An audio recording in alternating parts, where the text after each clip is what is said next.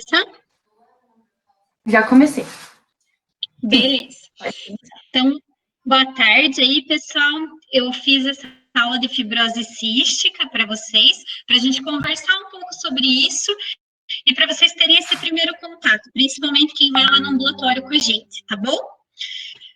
Não preciso dizer que eu tô com saudades, né? Eu sempre falo isso, então eu tô com saudades de vocês. Espero que a gente volte logo às aulas. Mas, antes de começar, né? Então, já que eu tive que me adaptar aqui com essas aulas por computador, tudo, é meio estranho dar aula por computador, que eu não consigo ver a carinha de vocês. Mas, estamos aí, que bom que sempre tem audiência aí nas aulas, né, pessoal? Isso faz a gente ter mais vontade de trabalhar ainda, tá? Eu vou passar um vídeo para vocês, que quem assistiu a aula de bronquiectasia já viu o vídeo. Por que esse vídeo está aqui de novo? Por quê? Porque a fibrose cística é uma doença que faz bronquiectasia, tá? E esse vídeo é o trailer daquele filme As 5 Passos de Você, que é a história de uma menina que tem bronquiectasia e bronquiectasia associada à fibrose cística, tá? Então, vamos assistir o vídeo.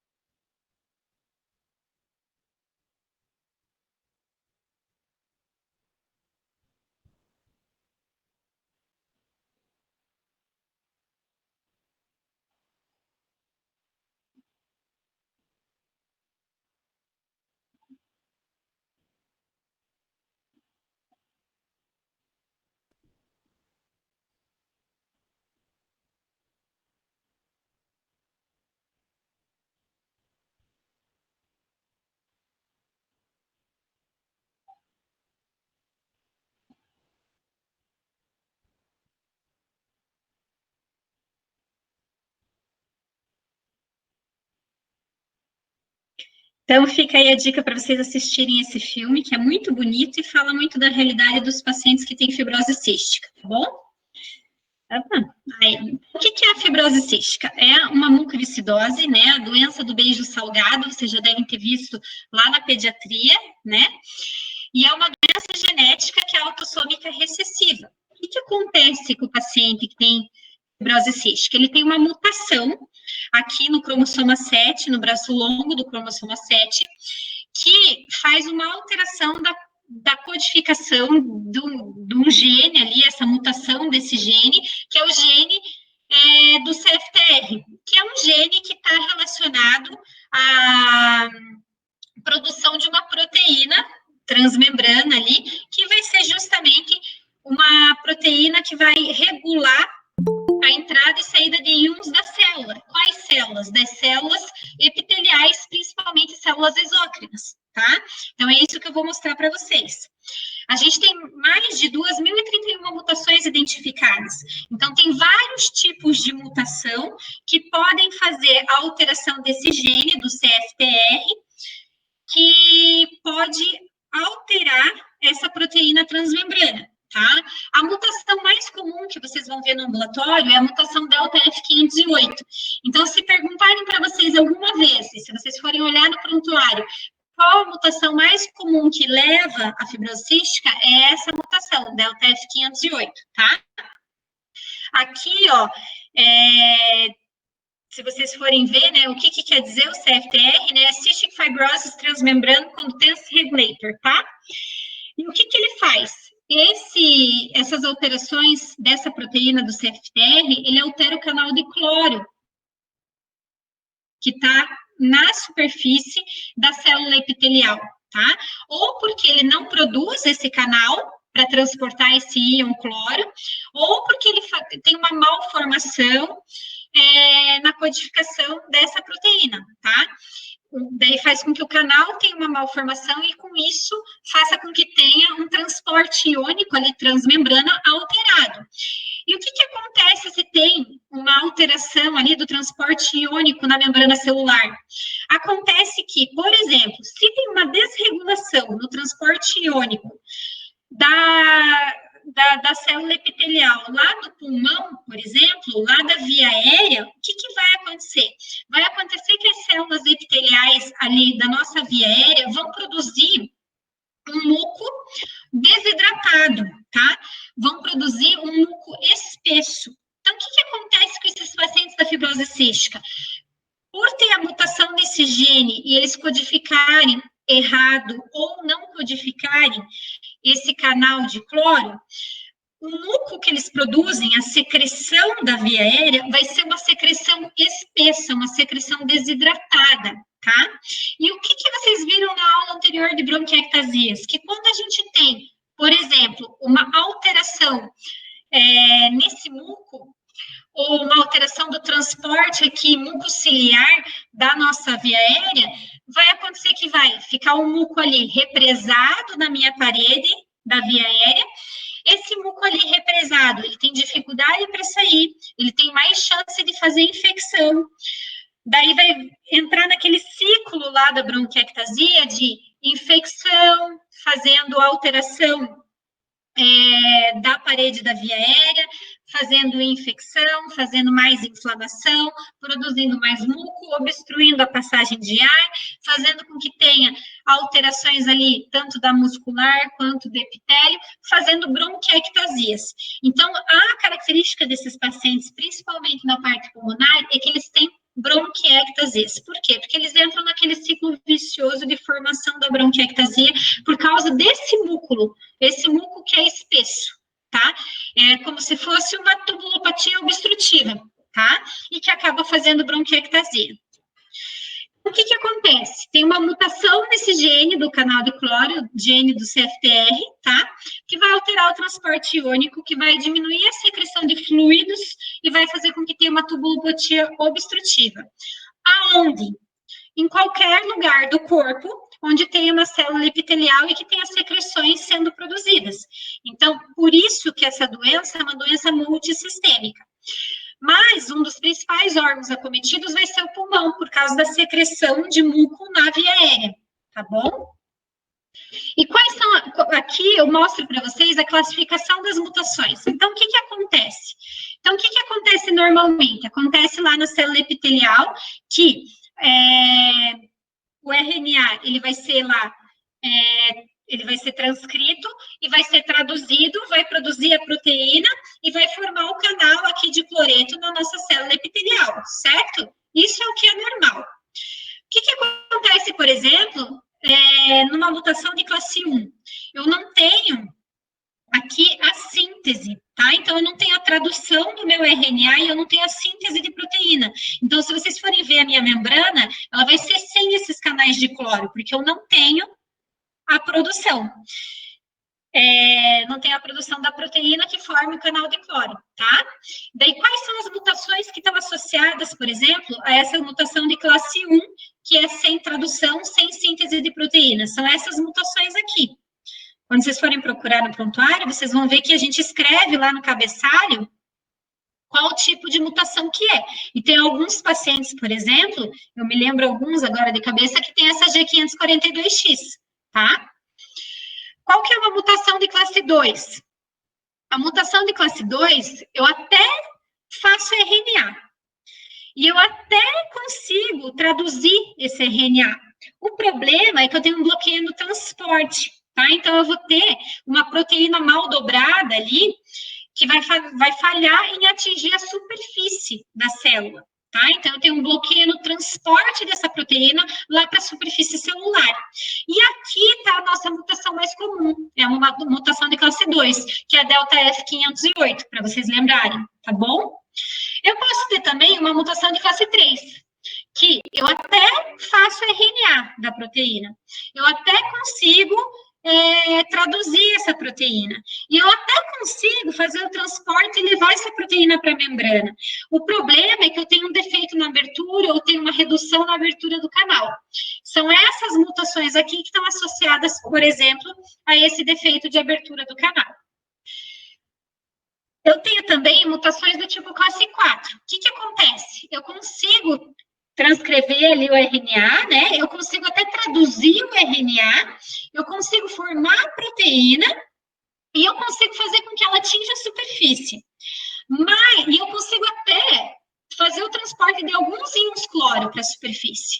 Mas eu tenho uma diminuição do movimento desses íons. E essas proteínas aqui estão associadas a esses defeitos de membrana, tá?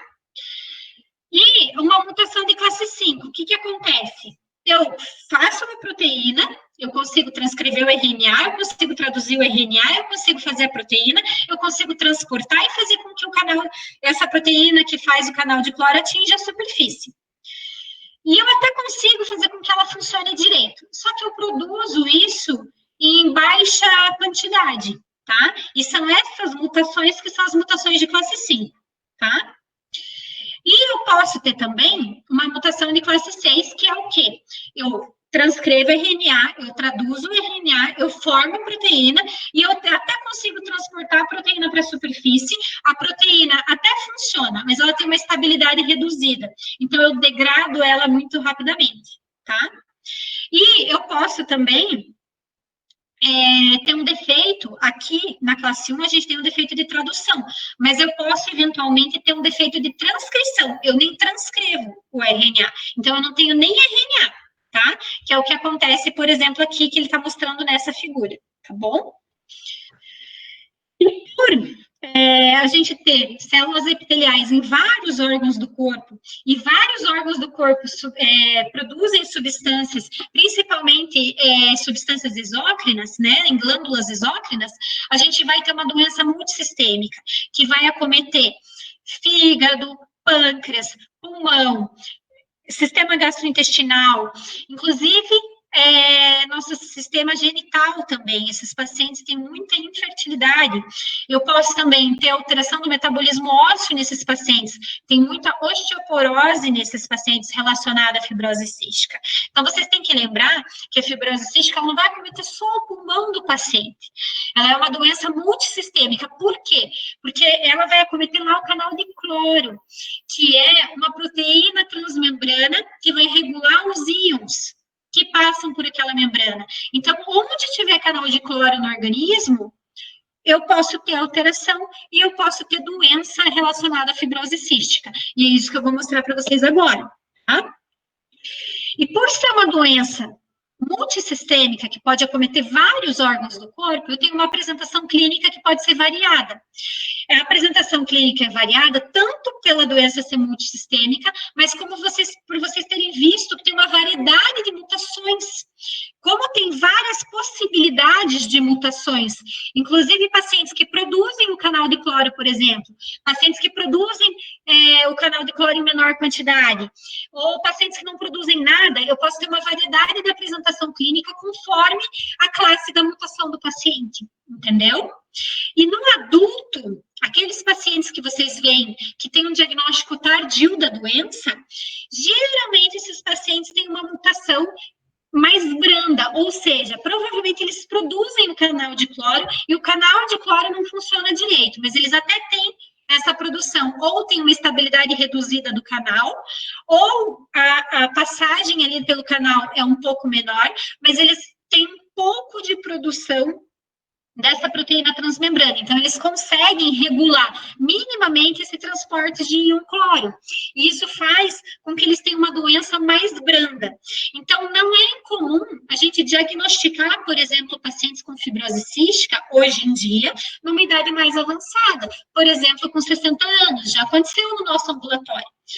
Então, vocês têm que ter uma alta suspeição clínica para poder pensar nesse diagnóstico e fazer a avaliação, fazer os exames que a gente usa para diagnóstico. Eu vou mostrar para vocês quais são. E como é uma doença multissistêmica, e como é uma doença que pode estar relacionada a diversos tipos de mutação e diversos tipos de expressão dessa doença, a gente pode ter uma apresentação muito variada. Então, só para vocês terem uma ideia, o que a gente pode ter, o que o paciente pode apresentar para nós? Ele pode apresentar pólipos nasais, hipoplasia do seio frontal, pansinusite. Na parte pulmonar, o que o paciente vai apresentar? Principalmente bronquiectasias. Por quê? Porque ele vai ter um muco espesso, um muco que é difícil de sair da via aérea, tá? Se é um muco espesso, difícil de sair na via aérea, ele vai obstruir o brônquio, ele vai fazer infecção respiratória de repetição, ele vai fazer uma degradação da parede da via aérea, ele vai fazer bronquiectasia, tá? Qual que vai ser a expressão clínica dessa bronquiectasia? Tosse produtiva e infecções respiratórias de repetição. Que é isso que acontece com esse paciente. Essa é a história natural da doença. Tá? No pâncreas, o que a gente pode ter? A gente pode ter uma insuficiência tanto endócrina, então esse paciente tem uma entidade que a gente chama de diabetes relacionada à fibrose cística. Não é uma diabetes normal, mas é uma diabetes relacionada à fibrose cística. O paciente tem que usar insulina para tratar. E ele pode ter alteração exócrina, então ele pode vir falar para vocês que por causa dessa alteração exócrina, ele tem esteatorreia. Então, é uma queixa frequente, diarreia com gordura boiando. Esteatorreia. Vocês vão perguntar isso para ele, ele vai dizer, é verdade, doutora, eu evacuo várias vezes ao dia e geralmente tem gordura boiando nas minhas fezes, tá? E eles vão usar uma medicação que a gente usa para isso, que é o CREON, que é a enzima pancreática, para tentar contornar esse defeito, entendeu? Vocês viram que a menina do filme, ela usa vários remédios, e isso é muito comum. Por quê? Só de medicação, por exemplo, para esteatorreia, que a gente faz, que é o tal do CREON, que é a enzima pancreática, às vezes os pacientes tomam de 10 a 20 medicamentos, 20 cápsulazinhas por dia. Entende? Então, é muito remédio que eles tomam mesmo. Isso para controlar um sintoma, que é a esteatorreia. E fora os outros sintomas decorrentes dos outros órgãos, que eles vão agregando medicações. Esse paciente pode fazer cirrose hepática. Esse paciente pode ser infértil, tá? E é muito comum nos homens a infertilidade. Esse paciente pode ter osteoporose, ele tem alteração no metabolismo ósseo por causa disso. Dos sintomas da parte pneumológica que eu quero que vocês lembrem é que esse paciente ele vai ter sintomas aqui nasosinusais, então ele vai ter pansinusite crônica, tá? Pode ter esclerose óssea, pode ter polipose nasal, que você pode avaliar ou no exame físico ou lá através da tomografia de seios da face, e eles geralmente têm algumas alterações, e uma delas é uma hipoplasia de seio frontal.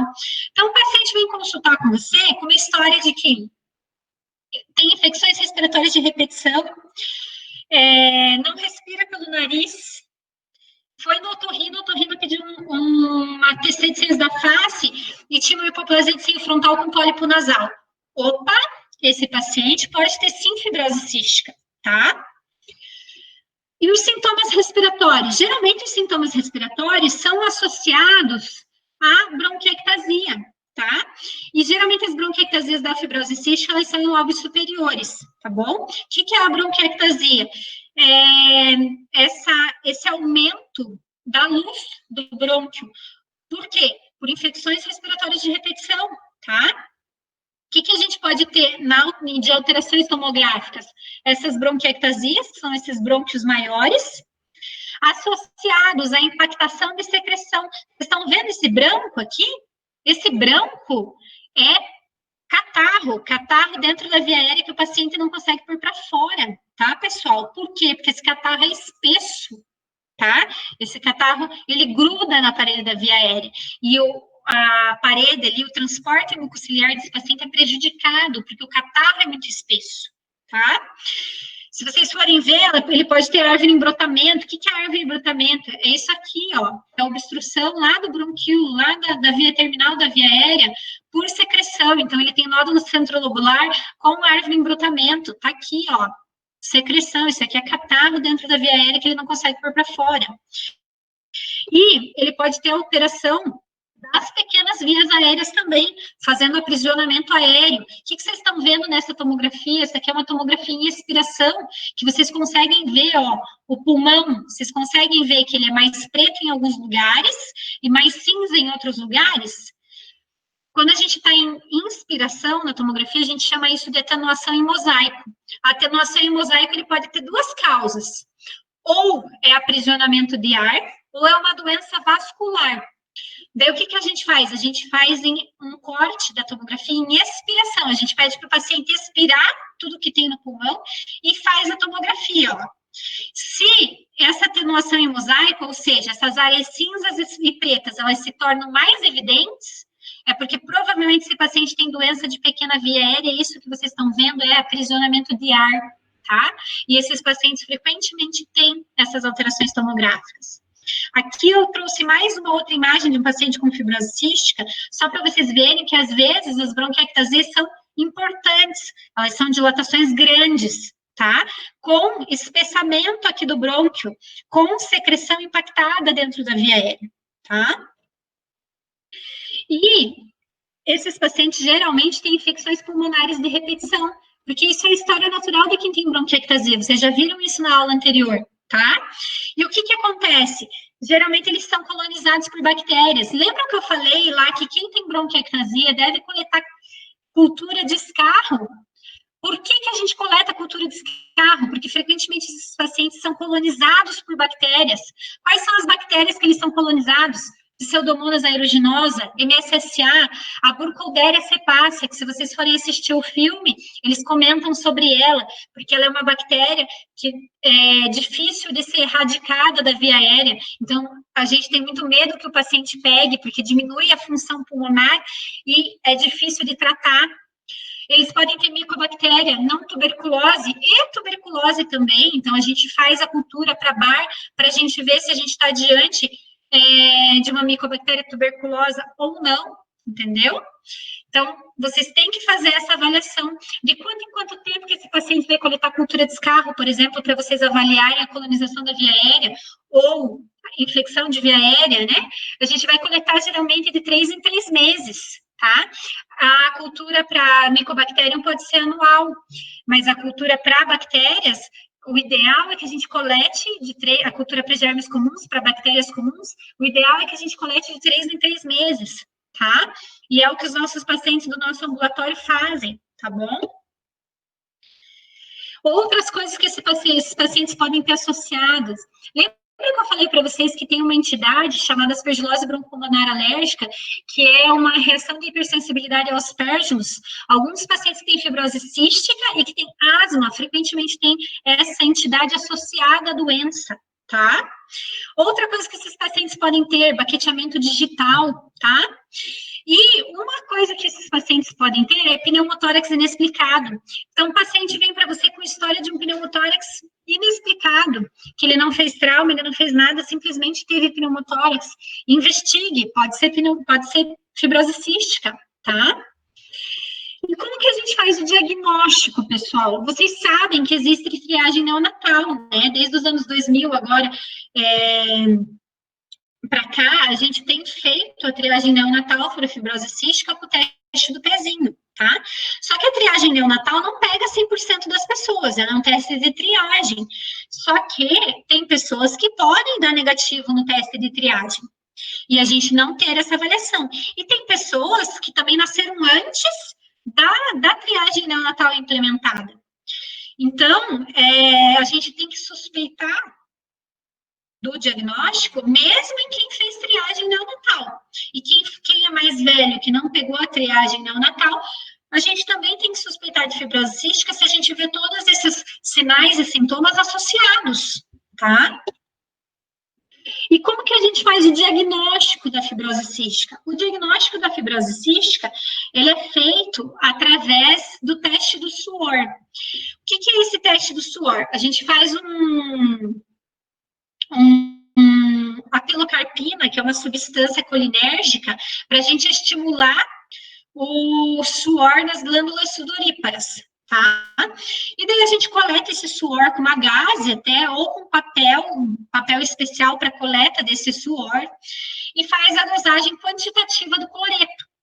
Se o cloreto tiver anormal nessas glândulas sudoríparas, ou seja, em maior quantidade do que o normal, que é mais do que 60 mEq por litro, a gente considera que ele tem um teste do suor positivo, tá?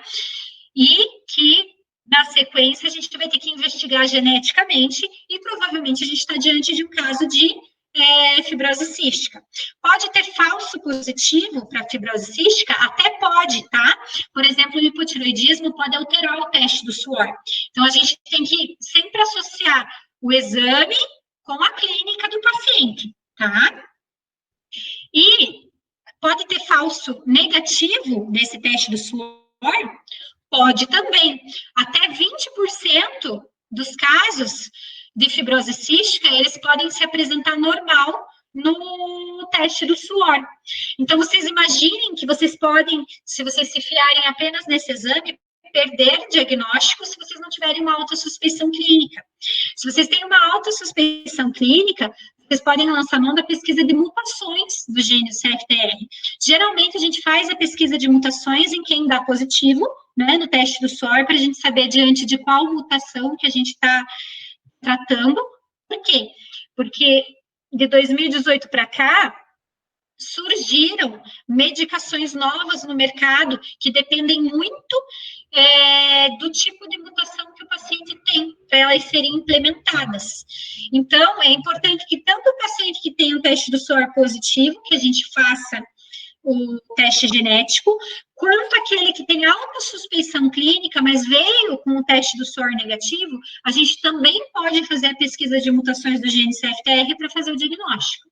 E quem que faz esse diagnóstico definitivo? Esse diagnóstico definitivo é feito em centros de referência.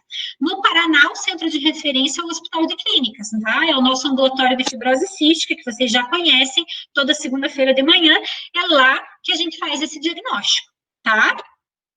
E como que é feito o tratamento da fibrose cística? O tratamento da fibrose cística, pessoal, ele é multiprofissional. Então, se vocês forem no nosso ambulatório, vocês vão ver que vai ter um médico, vai ter um enfermeiro, vai ter um fisioterapeuta, tá? Pelo menos essa equipe. Por quê? Porque a doença é multissistêmica, tá?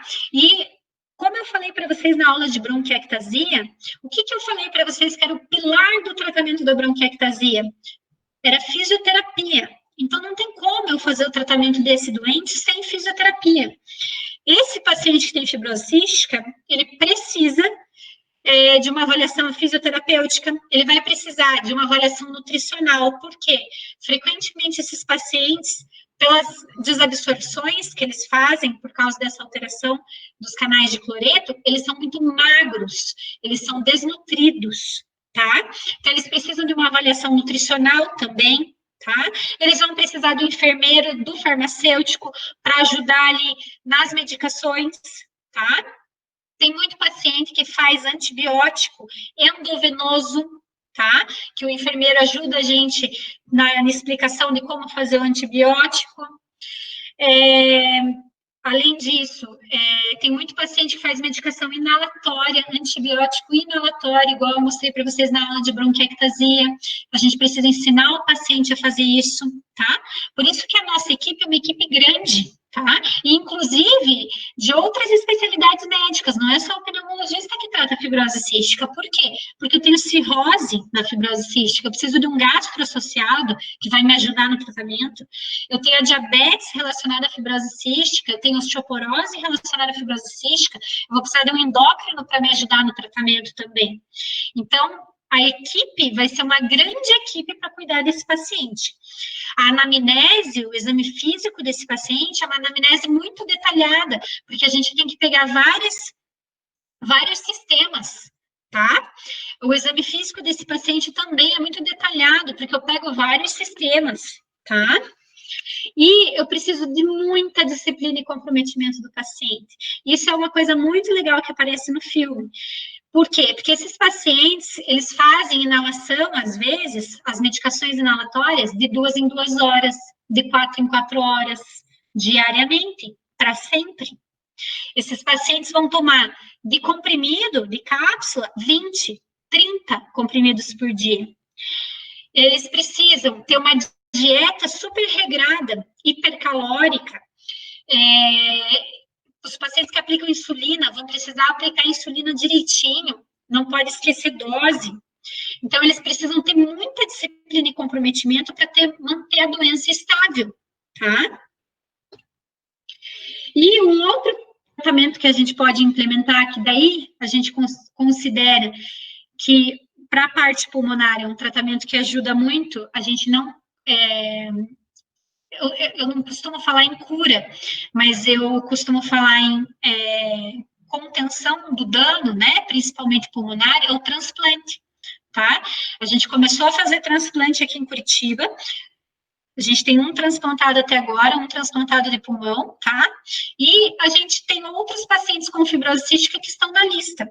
Esse transplantado pulmonar não era da fibrose cística, era um paciente com DPOC, tá?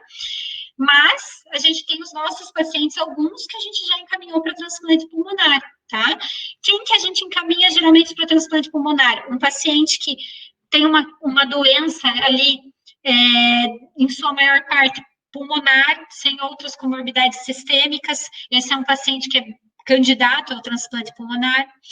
Então, a gente tem que fazer essa avaliação clínica, funcional, psicológica do paciente para ver quem é candidato a um transplante de pulmão, tá? Mas existe essa possibilidade no tratamento também. E, hoje em dia, a gente tem algumas notícias boas no tratamento da fibrose cística. Porque até pouco tempo, pessoal, a gente tinha para tratar fibrose cística o quê? Tudo que é medicação para tratar sintoma. E qual que é o sintoma? O sintoma é uma tubulopatia obstrutiva. É muco espesso na via aérea, glândula exócrina que não produz muito bem a sua secreção, por exemplo, secreção pancreática. Então, a gente estava tratando, até então, a gente tratava sintomas, até 2018. Como? Através de inalação, deixando o muco mais fluido, através de mucolíticos, deixando o muco menos espesso, através de enzima pancreática, para tentar compensar essa alteração exócrina que o pâncreas tem, através de insulina, para tentar compensar a alteração endócrina. Só que a gente não tinha nenhuma droga modificadora de doença, a gente tinha drogas para tentar conter sintomas. A gente não tinha drogas modificadoras de doença até 2018. Em 2018, aqui, ó, foi publicado até dia 23/7/2018, surgiu uma medicação, tá? Que se chama Orkambi, que é uma medicação que atua no CFTR, no canal do CFTR. Então, ele é um estimulador e um potencializador dessa proteína transmembrana, que é o CFTR. Ele pode ser usado para algumas mutações específicas, tá? E por isso que é importante a gente fazer análise genética dos pacientes, porque fazendo análise genética dos pacientes, a gente vê quais têm essa mutação específica, que eu posso usar essa medicação que se chama Orkambi, tá? E através dessa medicação eu consigo estimular e potencializar a proteína transmembrana. E daí sim, daí agora eu tenho realmente uma mudança de paradigma, porque agora eu tenho uma medicação que é modificadora da doença, tá? Que até então eu não tinha, até então eu só tratava sintomas. E é isso que eu mostro para vocês aqui. Se vocês forem olhar, aqui é um gráfico que tem os anos, ó, 86 a 90, 87 a 91, tá? Aqui é 2013 a 2017. E aqui, ó, as medicações que eu tenho que foram surgindo para o tratamento da fibrose cística. Então, eu tenho enzimas pancreáticas, eu tenho um mucolítico, que é a alfa-dornase, que é um Pulmozyme, que os pacientes usam. Eu tenho a azitromicina, que é um imunomodulador, a gente usa como imunomodulador ali das secreções, que é o macrolídeo. Eu tenho os antibióticos inalatórios e eu tenho salina hipertônica. Até aqui, eu estou usando só medicações para conter sintomas. Eu não altero a doença de jeito nenhum. A doença continua progredindo, história da doença normal. Só que agora, né, eu tenho os moduladores da CFTR, e um deles é o Orkambi, que eu mostrei para vocês anteriormente. A partir de agora, eu vou ter uma droga modificadora da doença. Tá? A gente ainda não sabe como isso vai ser daqui para frente, porque, obviamente, os pacientes estão começando a usar agora. Então, a gente não sabe como que eles vão ficar ao longo do tempo. E olhem aqui essa curva, que é uma curva mais ou menos da expectativa de vida desses pacientes. Então, vejam que antes, nos anos 80, nos anos 90, a expectativa de vida dos pacientes era baixa, tá? Então, você veja que o paciente que vivia aí 28, 30 anos, era raro. E agora, a expectativa de vida, nesses últimos anos, agora, de 2010 para cá, mais ou menos, tem ficado em torno de 46 anos. Essa é a expectativa de vida desses pacientes, mais ou menos 46 anos. Então, para eles, foi um avanço muito grande da medicina, porque antes eles morriam muito cedo, por infecções respiratórias de repetição, por insuficiência respiratória. E agora, a gente tem como, né, com as medicações que foram surgindo para os sintomas, e agora com os moduladores da CFTR, a gente tem como fazer com que a expectativa de vida deles aumente ainda mais, tá? Então, vocês vejam aqui nesse outro gráfico, né? Então, aqui vocês têm os anos também e o número de indivíduos. Então, vejam que, por exemplo, adultos com mais de 18 anos, né? Antigamente, os pacientes morriam de infecção respiratória. E agora, conforme for passando os anos, 2016, 2017, a gente já tem, uma sobrevida maior. Esses pacientes estão vivendo, pessoal, e estão vivendo por mais tempo, tá?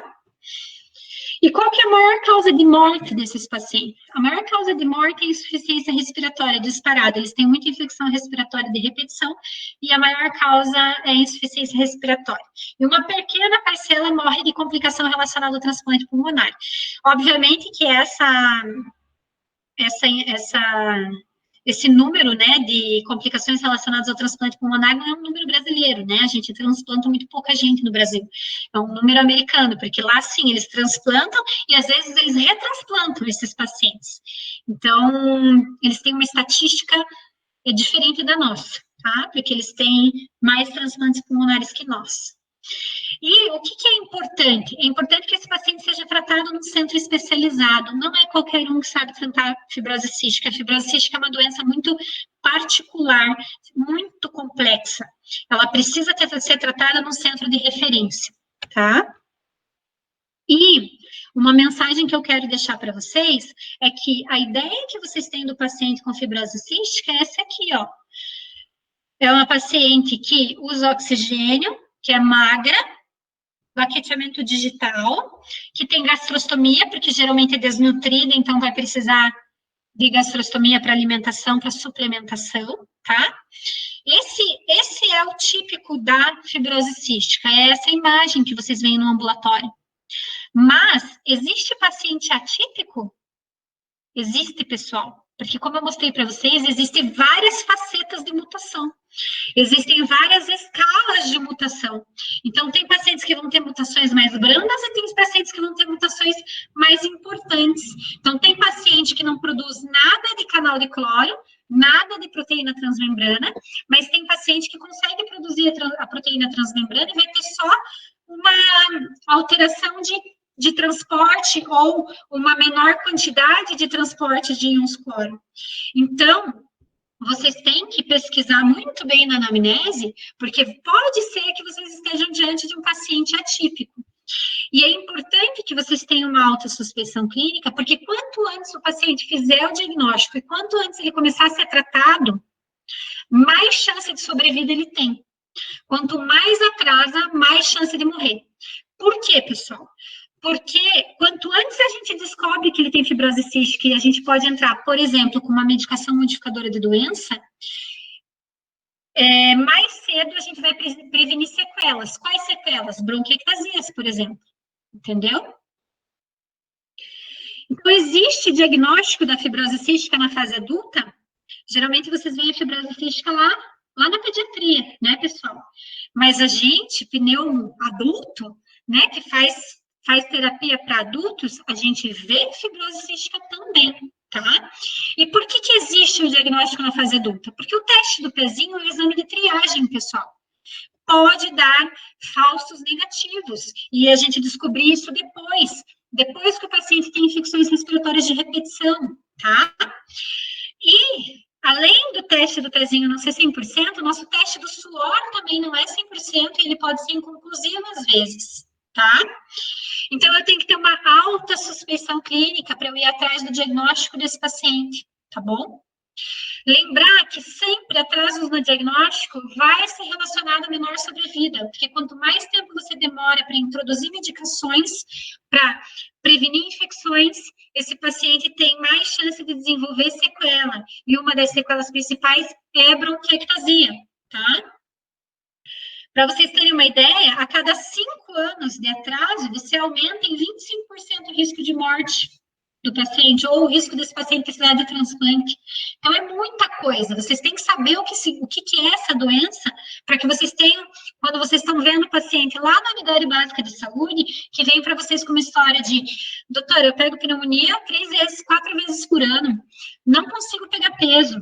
Você olha para ele tem baqueteamento digital. Você pergunta da evacuação, ele tem estatorreia.